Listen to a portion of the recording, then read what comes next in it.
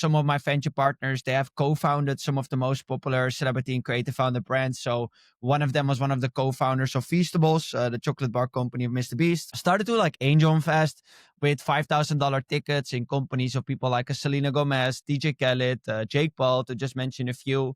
And then all of a sudden, no one understands how to get celebrity founded companies from 0 to 1 better than you. HotStart VC's team have been involved with co-founding Feastables and Honest Code. Welcome to the podcast, Scott. thank you so much for having me. Excited to be here. Could you really talk about your journey from the beginning of being interested in VC to right now as the GP at HotStart VC?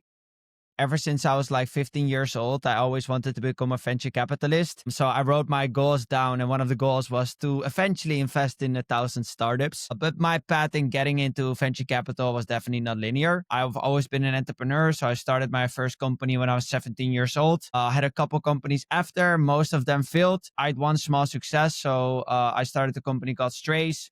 We were an investment banking firm helping European companies raise capital from US investors. And I sold that company in 2020. And then in 2020, I started to think about what is next for me.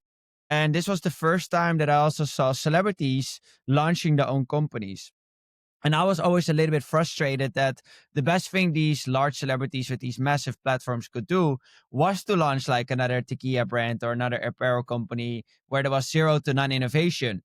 I never understood why they weren't leveraging their platform to launch tech companies that could scale into the multi-billion-dollar valuations, or actually launch companies that are better for human and planetary health. So I started to reach out to a couple of my celebrity friends and asking them the question, have you ever thought about launching your own company? And to my surprise, not a lot of them were thinking about it. And if they were thinking about it, they were also thinking about, can I start another liquor brand or apparel company or whatsoever? So then I started showcasing them some of the companies that I used to work with and basically asking them the question, wouldn't you be interested in joining this company as a co-founder where you can just focus on what you do best, and that's creating content, and they take care of the operations and scaling the brand from the back end? And they were like, wait, that's possible? And I was, of course, that's possible. But yeah, they needed help. So I started an organization called Influencer Capital, basically helping these celebrities and creators to do equity deals with startups, allowing them the opportunity to earn equity in the companies they help grow. And over the last couple of years, I've built working relationships with these celebrities, creators, and their teams. And they've seen firsthand the value that I've been able to add to their companies. So nowadays, whenever they're launching a new company, I'm often one of the first people that they call to actually pitch as an investor. So yeah, over the last couple of years, I started to get pitched by a lot of these celebrities to become an investor. And I started out with like, look, I would love to be an investor, but I don't have hundreds of thousands of dollars to invest. And they were like, Scott, we don't care about that. We just want you to, even if you have $5,000, we just want you on the cap table because of the value that you have been able to add. So started to like angel invest with $5,000 tickets in companies of people like Selena Gomez, DJ Khaled, Jake Paul, to just mention a few. And then all of a sudden, a lot of people in my network started to reach out and they were like, hey, Scott, this is super interesting. I have money, but I don't have access to these deals. Is there basically a way that I can co-invest with you? So I started to do a couple SPVs, but now all of a sudden I was managing 300 angels to do these types of deals. And I was like, hey, why don't I actually turn this into a fund? And that's actually how HotStart VC was born. So yeah, HotStart VC is a new venture capital fund that exclusively invests in brands founded by celebrities and creators. So it's really nice to eventually see that the circle is now completely round, and now I have my own venture capital fund. That's an amazing thing where it's like you tapped into some advantage that you had, which was some friends who are celebrities. And then you're like, okay, now I have this access, right? I can use this access for something and help them launch something special, something that would change the world even better. I'm curious, how did you and your partners meet? I'm a solo GP, but I've onboarded a team of about like 8 venture partners that also have a lot of experience in the space. So together we have been involved in 55 brands founded by celebrities and creators. Some of my venture partners, they have co-founded some of the most popular celebrity and creative founder brands. So one of them was one of the co-founders of Feastables, the chocolate bar company of Mr. Beast, for the people that are on video with us today, which is doing really, really well. Another one co-founded the Honest company with Jessica Alba, which IPO'd in 2021. So they have a lot of expertise on helping of building companies together with celebrities and turning them into billion-dollar companies. Then other venture partners, they're actually celebrities and creators themselves. So they've built a massive platform and are now leveraging that to launch their own companies. I'm often also an investor in those companies, and they can more coach the celebrities and creators on how they can leverage their platform to promote the company. We also have one venture partner. Her name is Alexandra. She's more on the finance side, so she has managed $4 billion and actually invested it in people like myself. So she knows everything about financial modeling and building a fund from the back end. So everyone, I would say, has their own lane in what they're really good at, and everyone is kind of focused on adding their own perspective and their own value in any way, shape, or form to HotStart VC. Is your superpower, is it getting in front of those celebrities? Is it raising capital? Is it getting those founders to choose you? What are your really unique advantages is that we know how to scale billion-dollar companies together with celebrities and creators. So I don't think there's any other venture fund in this world that has been involved in 55 celebrity or creator founded brands. And also, if you look at the top 10 most successful celebrity and creator founded brands, The Honest Company and Feastables are definitely in it. So actually, our team has been involved in co-founding those companies, two of the top 10 most successful celebrity founded brands. So we can actually add value, or we like to think that we can add value beyond capital, where we can share those learnings working together with celebrities and creators as co-founders in turning their companies into billion-dollar brands and hopefully replicate the same successes for our portfolio companies. And how did you guys build relationships with these type of celebrities, which is, they're really, really busy. They want to do some new business venture, but they're like, okay, why don't I just pursue this other opportunity instead? Why don't I just make my content better and that's it? So how do you guys even start to build relationships with these top celebrities like Mr. Beast? I think it's twofold. So I think you're spot on. And it's very contradicting because I'm a venture capitalist that exclusively invests in brands founded by celebrities and creators. So you would assume that I actually want every celebrity and creator to launch their own company. I actually don't want that. I actually think that 98, 99% of the celebrities and creators should never launch their own company, because being a celebrity or creator versus being an entrepreneur are two completely different jobs. If you actually focus too much on being an entrepreneur, you lose your competitive advantage. It also means it's like just because you have an audience doesn't mean you can actually move a product. So only like a very specific group of celebrities and creators can actually drive meaningful velocity to companies. And we are focused on that 1 to 2%. Then when you talk about building relationships, I also have to say is that the celebrity is often one of the co-founders and they are not in the day to day. So they're not answering the emails and jumping on every call. So oftentimes you're first initially meeting with the co-founders of their companies, the CEO of the companies who are managing the company on a day-to-day. And then later on, the celebrity or creator is brought into the process just so I can get to know that person and can also understand how I can coach them on becoming better co-founders. But traditionally, you're more dealing with the other operational co-founders, I would say. Talk about, your day to day, because it sounds like you might be meeting with co-founders of celebrity brands and then even celebrities themselves. So what does that even look like? Is it hectic flying to different places, or is it just, staying at New York? A little bit of everything. So, like, I think that's the great thing about venture. So, every day is a little bit different. Like, some days you're really focused on taking calls. So, you're getting to know new founders or you're getting to know partners who can help you build your fund or whatsoever. Sometimes you're raising your own fund, you're talking to LPs. Some days you're actually performing due diligence. So, let's say you met a great company, you want to understand more about their business. Then I just plan a full day for free in my agenda. And that day I'm just like, on internet, Googling, learning more about the market research, the market size, competitors in the market, what makes this company stand out, what's the business model of this company. Or I'm talking to like competitors, talking to customers to really understand what makes this company uniquely. Sometimes we're also supporting our portfolio companies. So let's say a company wants to achieve XYZ, and we schedule a 1 or 2 hour consulting session where we just share, hey, this is how we build Feastables, or this is how we built the Honest Company, or this is what we did for XYZ company. And I think you can also implement it in this ABC way or whatsoever. So It's a lot of different stuff. And I think what's also good to mention is that we are content creators ourselves too. So I personally create a lot of content online about celebrity and creative founder brands, what works, what doesn't work, new ones, new funding rounds, you name it. I do this on LinkedIn. I have my own newsletter. I have my own podcast. I do short form content, and it's all to build the brand.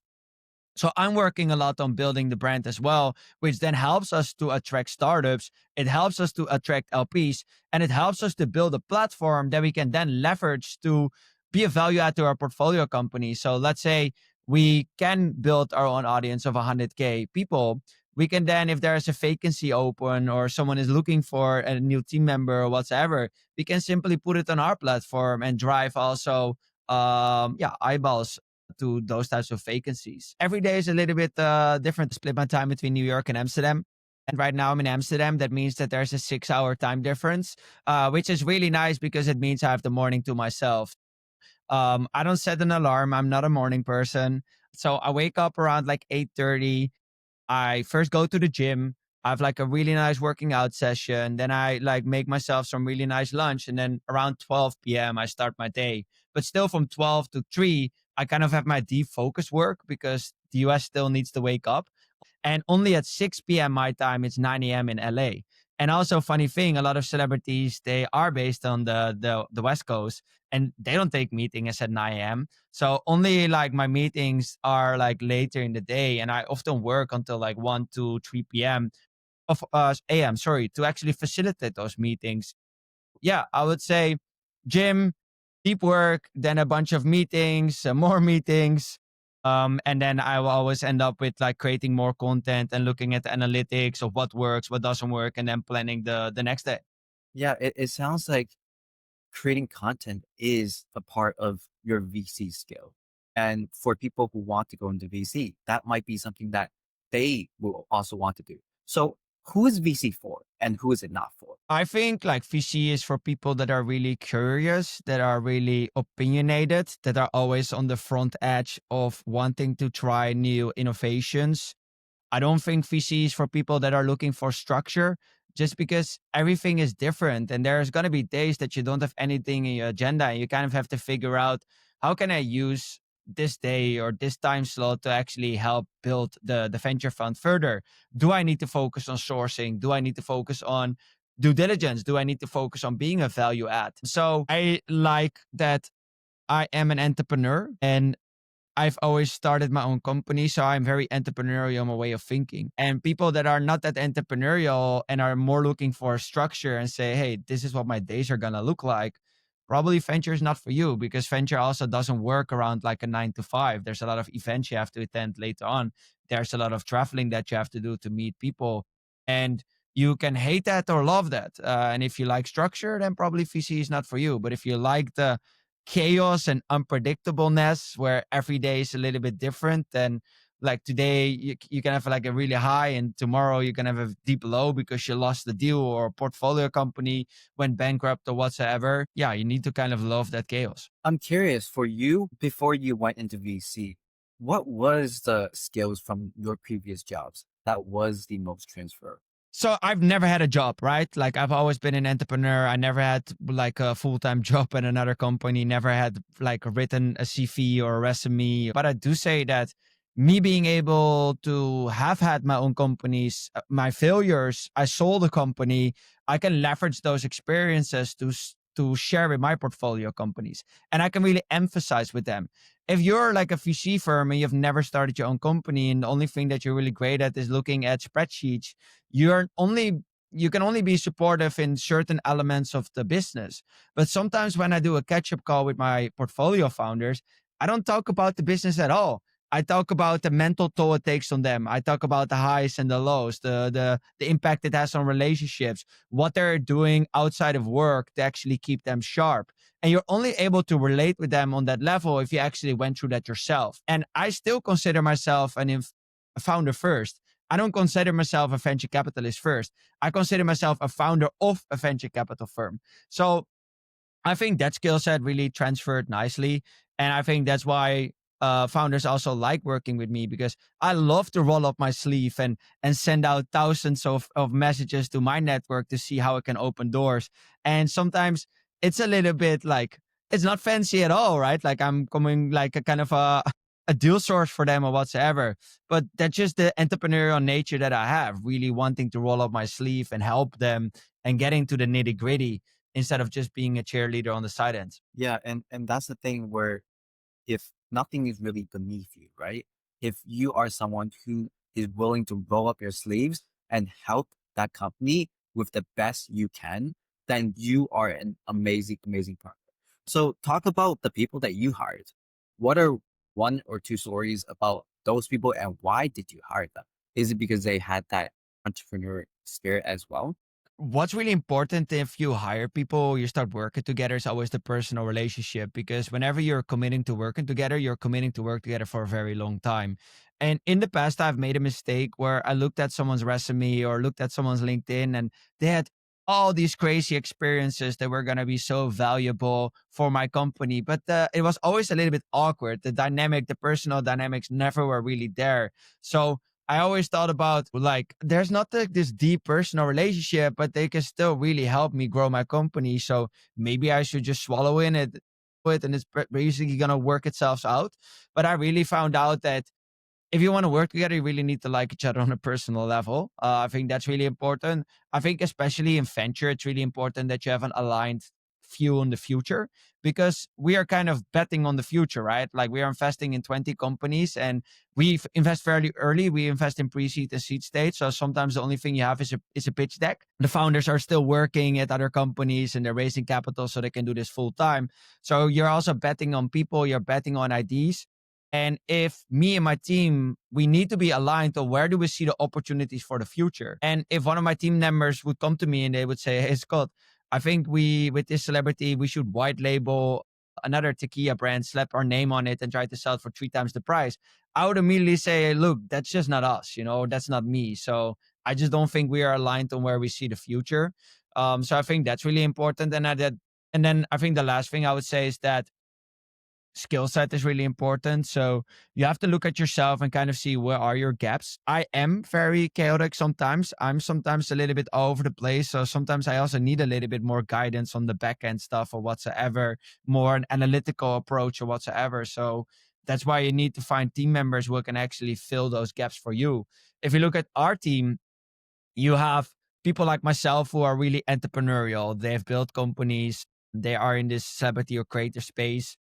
Then you have people who actually co-founded companies with celebrities and creators that are now billion-dollar companies, like the co-founders of Feastables, the co-founder of the Honest Company. Then you have celebrities and creators themselves. And then you have people like Alexandra who know everything about finance and deploying capital into startups. So together we make a really well-rounded team. And that's just because everyone has their own lane and everyone has different skill sets. So I think finding the puzzles and how you all are becoming one is also really important. And that's the thing is who fits into what piece of the puzzle of the entire thing. And when you get that right, when you do that with people that you enjoy being around, then it works. It just really works. So I'm curious, how long do you maintain these relationships with these people before you work with them?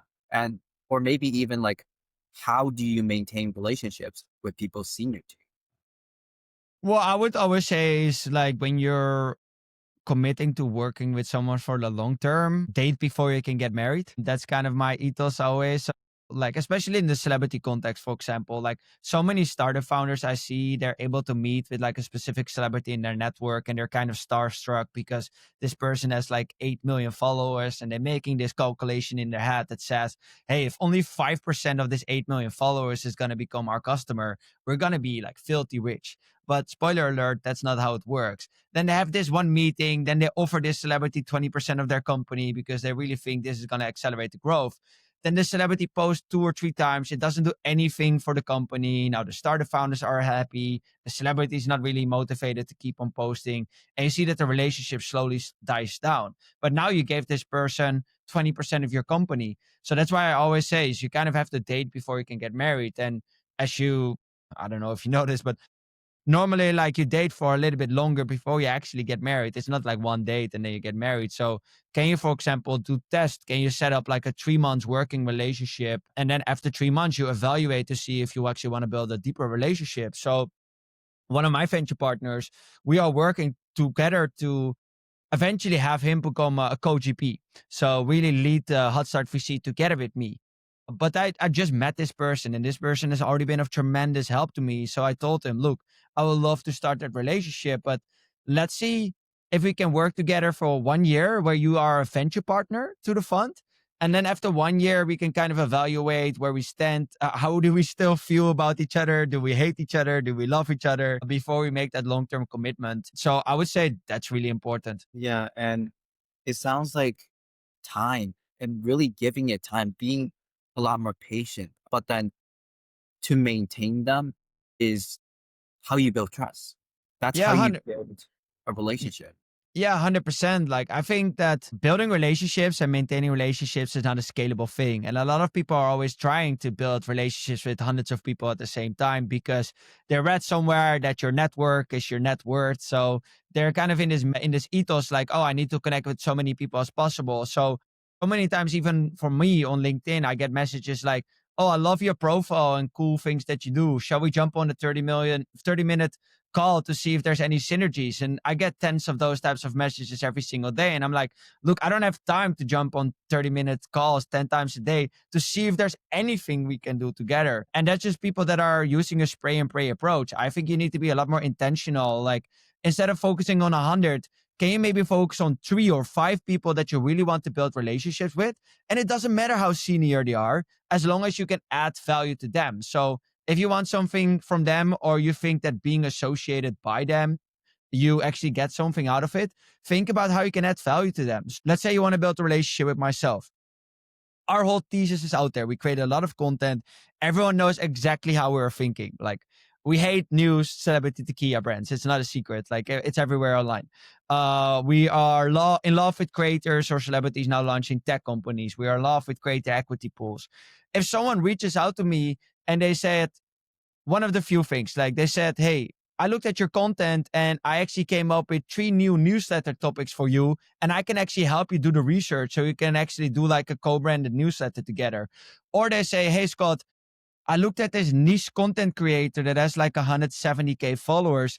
She's super interesting. She's growing fast and she just launched this own new company. And I think it could be a really interesting investment proposition for HotStart VC. Or they see that I'm connected with a celebrity and that celebrity doesn't have their own brand yet. And they come up with a two-pager where they put that together like a business proposition. Like, hey, what if this celebrity would launch this femtech app or whatsoever? If person are really using that, spending a little bit more time and effort to try to create value and they reach out, I would read that email and be like, wow, this person really understands how we're thinking. Yeah, let's jump on the call and see how we can work together.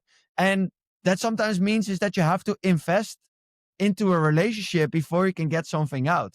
So maybe you have to invest 6 hours of your time to put together a really nice proposal, or like opportunities, creating opportunities, sending deal flow before you can actually get something out of that relationship. So yeah, I don't think it's about seniority or whatsoever. I think it's about intention and creating value. And when you create value, especially to VCs, right? What do they actually want? It's just like Scott says, just give them some deal flow. You know, if you found that 170K very niche creator that is growing really fast and just launch a company and you think they're really solid, just hit Scott up and he's gonna read that proposal. He's gonna be, okay, this person is actually intentional. I'm gonna meet with them because it sounds interesting. It sounds like the type of company that I would invest in. So in terms of for maintaining relationships and starting relationships for celebrities per se, do you guys do a lot of outbound or is it mostly inbound? Well, we are very lucky because we have heavily invested into building our own brands. Like, for the last 4 years, I've created a LinkedIn post about celebrity or creative founder brands every single day. And that has really helped me to gain more than 25 million impressions. I built an audience of over 33,000 people on LinkedIn. I now launched my own newsletter. I launched my own podcast. So I'm one of the thought leaders in the celebrity or creative founder brand space. So whenever celebrities or creators are thinking about launching their own brands, HotStart is one of the first names that comes up. Especially if we also look at our track record, like having been involved in companies like the Honest Company or Feastables, or having invested in companies of Selena Gomez or Katy Perry or whatsoever. People look at those names and think, oh, we actually want to work together with this fund. Yeah, what other venture fund is able to add that type of value, and has that type of background? It's not that many. So that's why we often are lucky that we get a lot of inbound. But at the same time, it's a lot of networking, right? So we are on top of our shit. So like every time there's a new celebrity that launches a brand, we know about it because we have built a whole system that tracks everything. So we get notified when a celebrity or creator talks about a new brand, and we can immediately turn that into content. And the content is often actually how we get into these deals. Sometimes I write a really nice post about, let's take an example, Tom Holland, like his new beer brand, non-alcoholic beer brand. They just announced like a really exciting milestone. I write a nice post about it, which also helped me gain 1,000 new followers. It helped me get like 500K impressions. And the founder interacted with me. So then he sent me a message and said, oh, I love that you were so spot on. And this is exactly why it's working and would love to chat. So they kind of see how positively I am talking about the company, how much impressions I'm able to put on their company. And that's why they want me on their cap table. So we kind of use content also as a way to actually get more inbound. And that is leverage. Think about credibility, you have that. Think about visibility, you have that. And then you're also finding all these founder creators at the start, like very, very start. Are you using like any AI tools for your firm to gather all of these like network information and putting it together? Or what types of tools are you using? We have set up our own system that basically, like every week, we just ask the system, like, hey, are there any celebrities and creators that have launched new companies or have talked about launching new companies? So we have trained the whole model on like trying to source that deal flow. And then we definitely use it in our due diligence. It's a kind of first sense check about, hey, can you help us understand how big the market is? Can you help us understand how many competitors there are? Can you help us understand how this business model compares to other business model? Just so we have our like first sense check, I would say. And sometimes we are trying to be creative with it as well. Like you can do a lot of things with AI to understand if the company that the celebrity or creator is launching would be a great fit with that specific person. So you can ask more about the audience of the celebrity creator, and is what they're launching, does it fit with the specific celebrity or creator? Have that specific celebrity or creator talked about the problem or the product that they're launching in the past? So yeah, there's definitely a lot that you can do. I do want to say we are not an AI first firm. We still have a lot to learn.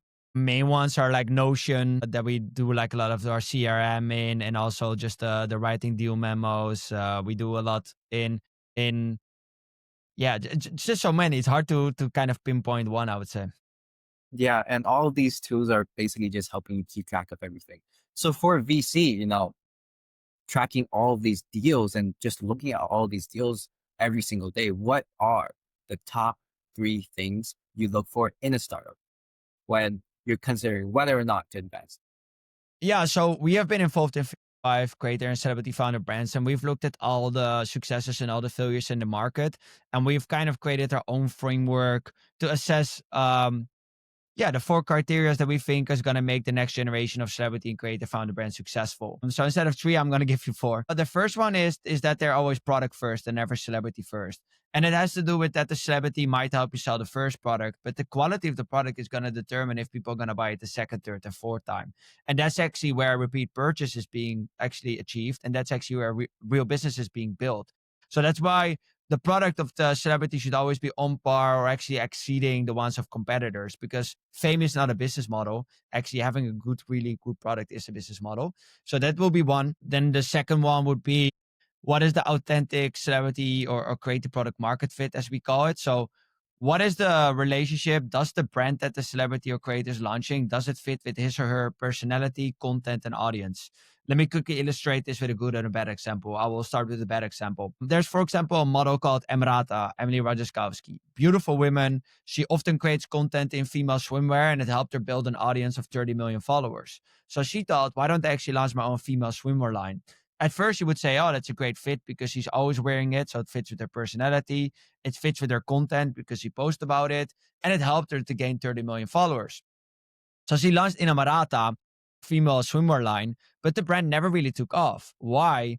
Because more than 50% of her followers are males, and males are following her for different reasons than buying female swimwear. Then, if you look at the other side, so you have a content creator named Danny Austin. She has about 2 million followers. She's a lifestyle content creator. At a certain point, she started to experience hair loss due to stress. So she had a lot of bald spots on her head. And then she became a little bit insecure to be in front of the camera. But then, after like quitting content creation for a month, she was like, hey, I've been sharing my whole journey online. So why don't I share about this as well? So she started creating content about her hair loss journey and reviewing products and doing wig reviews and that type of stuff. And then tens of thousands of women started to engage with it. And they were like, wow, you're the first personality to even talk about this problem openly. And yeah, you're really helping me with my own hair loss journey, both from practical tips, but also from emotional support that other women are going through this as well, because women don't really like to talk about this. And then she was like, hey, 40% of the women actually struggle with this. So why don't they actually come up with a solution? So for 12 months, she worked together with an R&D team to develop Diffy Hair, which is a hair serum that helps you avoid hair loss. So no white label product. She really tried to come up with the best product possible. Then in the first year, they sold $40 million worth of that product. In the second year, they sold $55 million of that product. So even though Danny Austin had 2 million followers and Emirata 30 million followers, Danny Austin was much more successful because of that authentic creative product market fit. So yeah, that's really important for us. And then to quickly say, the other two ones are what is the role and the responsibility of the creator or celebrity? Like, how much skin in the game do they have? Are they really gonna lean in as a co-founder to make this company successful, or are they more like ambassadors? So we look at the cap table, we look at the agreements that they have. It's no surprise that with Fenty from Rihanna, like Rihanna has like a 50% equity stake in it. If you look at Skims, Kim Kardashian has like a 35% equity stake in it. So they're really heavily leaning on with the platform to make it a success. So sometimes we get approached and we see like, oh, a C-tier celebrity has like a 0.2% equity stake in the company. And we immediately know they're not going to lean in to make this successful. And then the last one I would say is team. So it's great that you have a large celebrity on board, but that person is not going to be answering the emails and operating the day to day. So you need an experienced team of co-founders to operate the brand alongside you to really become successful. If a celebrity founds a startup with an operating team, right? How involved should they actually be? Are they posting content like every single day? Are they actively helping behind the scenes? What does that actually look like for a successful team? So with Mr. Beast, if he talks about Feastables, he can integrate it into his video and promote it to 450 million subscribers for free. Then it talks about other things. So can you leverage the celebrity to get into retail? Walmart wanted to give Mr. Beast nationwide retail on day one because Mr. Beast was going to be there and people weren't going to show up, and Mr. Beast is going to promote in his content, go to Walmart. Can you do interviews? So journalists love celebrities as well, and they know if they talk about celebrities, it will also put eyeballs on their pieces. So can they talk to journalists and try to get placements and that type of stuff? Then they talk about fundraising. Can they jump on calls with investors to share the vision of what they're building and showcasing investors? Hey, I'm not just slapping my name. I'm posting a couple things and showing up for the photo shoots and that's it. But I'm really leaning in. It talks about how can you activate your network of celebrities? Like Mr. Beast is friends with a lot of other YouTubers. Can Mr. Beast send his Feastables bars to those other creators? We're then going to repost it for free because that's what friends do, right? They are not going to send each other an invoice.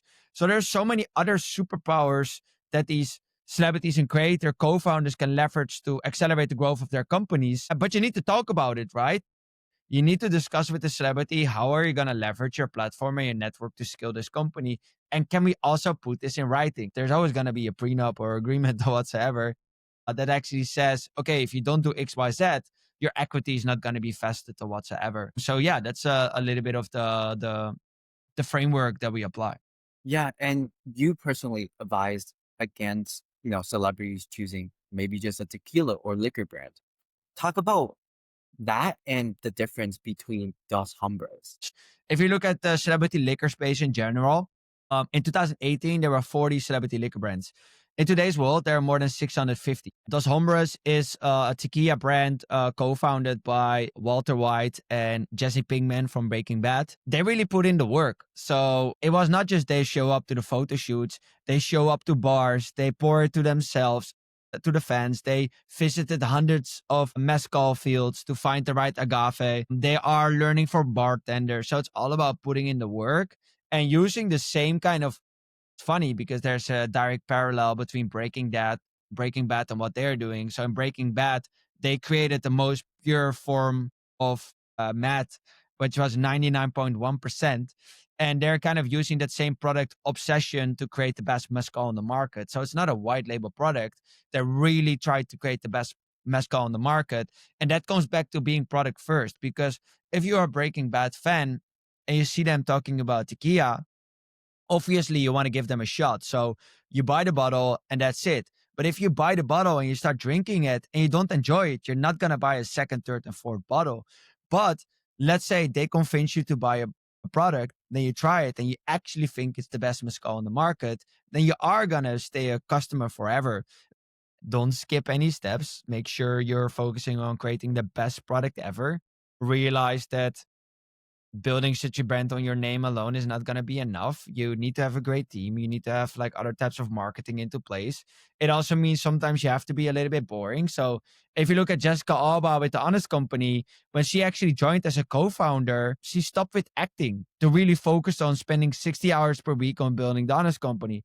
It paid out, and not for 7 months, for 7 years. And then 7 years later, the company IPO'd and it got like a big payday for her. But yeah, you need to realize that she had to be boring for 7 years, say no to all the cool things that actually helped her get her fame to be able to build the company. And you need to ask yourself, am I willing to take that sacrifice? For celebrities, how much equity should they have? I've seen deals where a celebrity has a 0.2% equity stake. And I've also seen deals where a celebrity owns 90% of the company.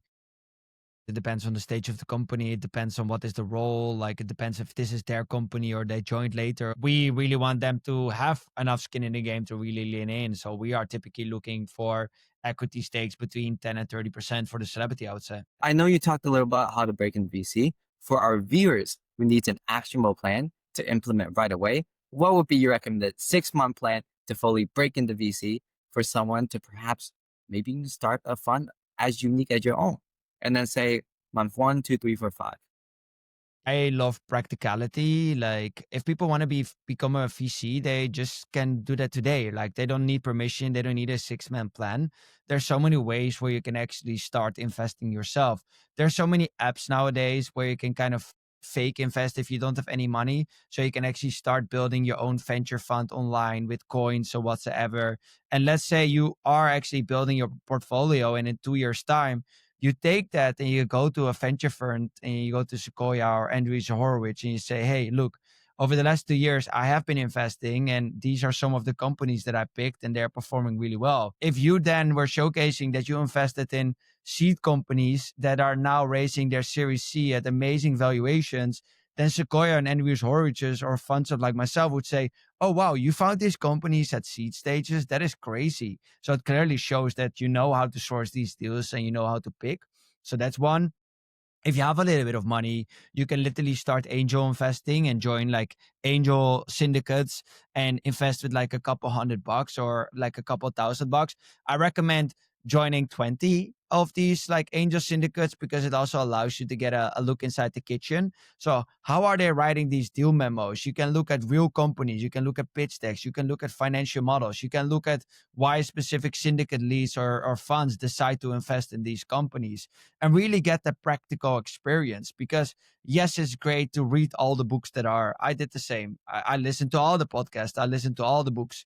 I literally used to read a book a week, and I did that for like 4 years. But it's eventually all about the practical experience. It's about learning by doing. Do you know how many times I was reading about like you should never invest in a solo founder because XYZ, or you should never fall in love with the ID, like fall in love with the founders. And then you make an investment into a solo founder because that solo founder is really good and the celebrity is exciting and they have traction.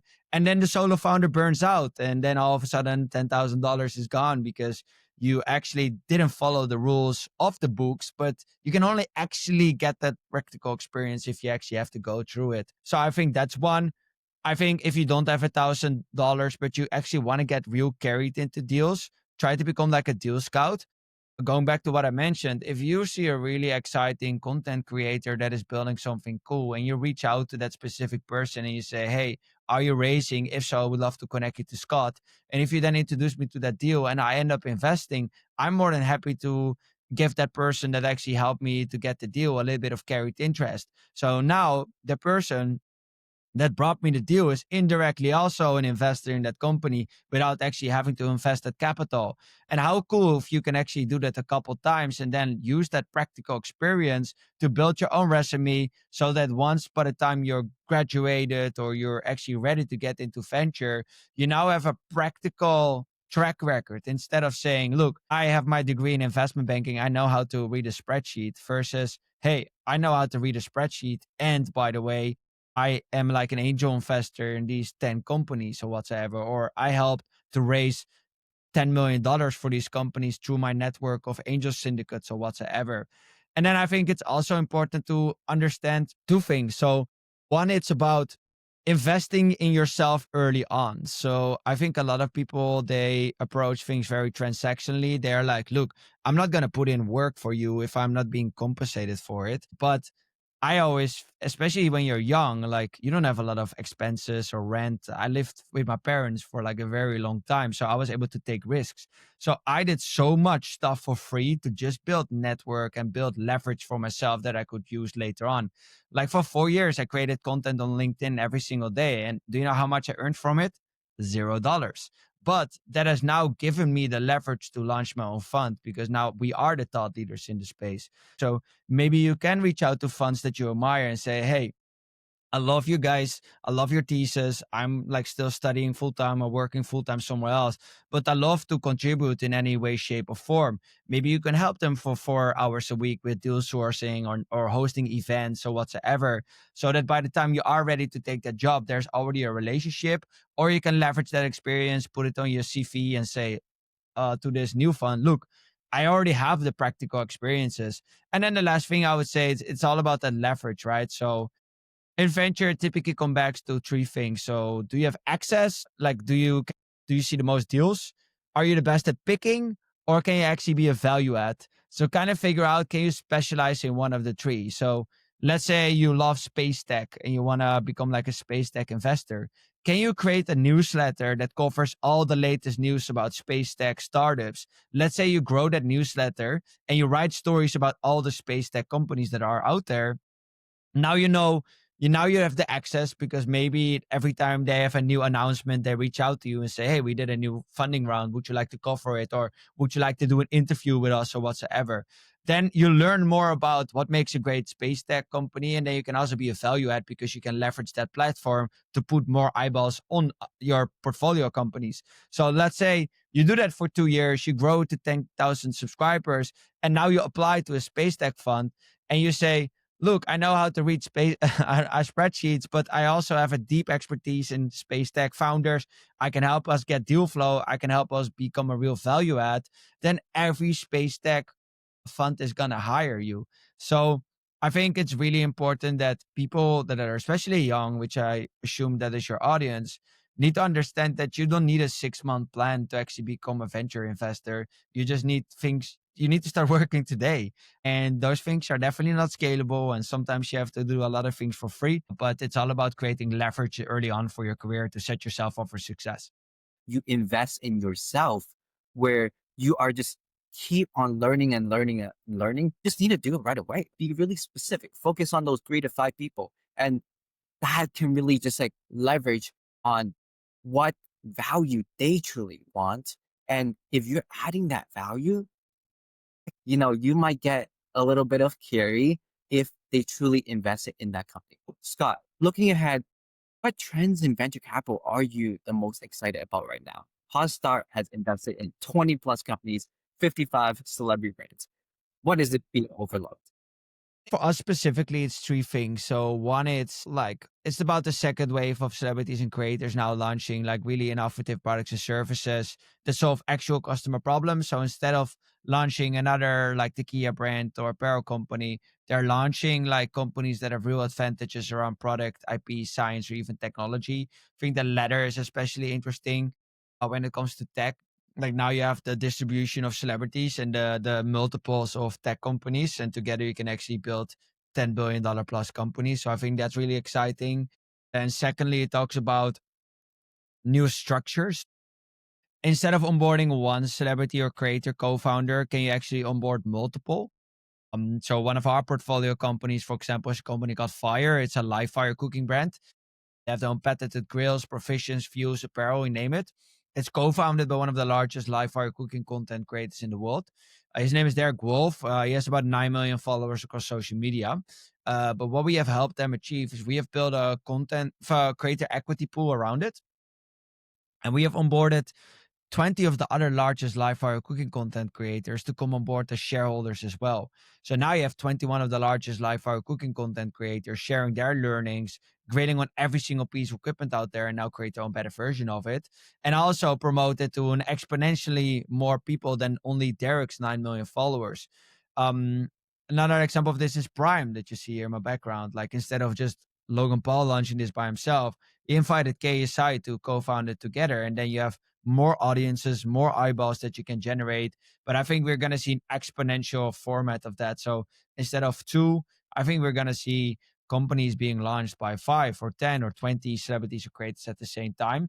And then the last kind of trend that I see happening is that I expect that a lot of smaller content creator, more niche content creators are going to raise significant venture rounds and build venture scale opportunities. So recently, you saw a content creator named Taylor Cannon that has like 140K followers raise like a $1.1 million round from Slow Ventures to build like a new way to redefine physical therapy, like a platform.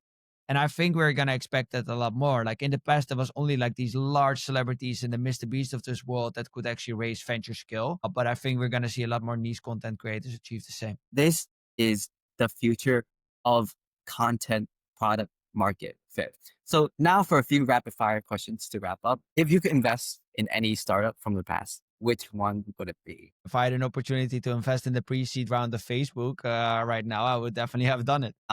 One celebrity you would like to work with now who doesn't have a company yet. Someone that immediately comes to mind is Taylor Swift. I think that whatever she launches will be immediately like $1 billion company. What is one book that you would suggest to the audience to read? Delivering Happiness. It's from the co-founder of Sapples. A really great book. And imagine Scott has read one book per week for the past years. And this is the book that you can recommend. So I'm definitely going to read that and then get back to you. Is there any thoughts that you want to finish or we didn't get to cover on this pod that you would like to talk about? We definitely made a deep dive into the whole celebrity ecosystem and how I broke into ventures. Yeah, and we got really, really deep onto the celebrity and the founder and what is actually someone that is worth investing in. So I'm really glad about that. What is one fun fact about you that most people don't know? I used to be a child actor, so I played into movies myself when I was about 6, 7 years old. It's definitely cool to say that I also was like an actor for a very, very little bit, and I gave that up to play football. And actually, last week I made my debut on Netflix. So for like 2 seconds, I'm actually in the series Owning Manhattan, episode 5, around minute 14:45. If you want to check it out, it's kind of funny to say that. Yeah, I'm now featured on Netflix. That was amazing, Scott. For anyone listening who wants to learn more about you or your firm, what is the best place to reach you? I would say definitely follow me on my social channels. Like LinkedIn is the place that I'm most active, but we have our own podcast called the HotStart VC Podcast. We have our own newsletter. So go to hotstart.vc and find our newsletter. That's where we really put out like deep dives into celebrity and creative founded brands and how these celebrities and creators build $1 billion companies. I'm on TikTok. I'm on Instagram, Scott Vandenberg _. And yeah, if you want to reach out to me directly, I'm at Scott at hotstart.vc. And I'll put the contact details in the description below. out of everyone you know, who are two amazing VCs that you will recommend as future guests of our podcast? Yeah, so let's stay in the celebrity angle. You see a lot of celebrities nowadays also launching their own funds. So recently we saw the Sidemen launch Upside VC, and you saw Jake Paul and Logan Paul launching Anti Fund One. So yeah, can definitely recommend that. So thank you again, and thanks to everyone who's listening. Comment a question you want to hear from Scott for our next guest. If you enjoyed this episode, make sure to press the subscribe button, like, and share with someone who's interested in getting into venture. We'll see you next time on Break into VC.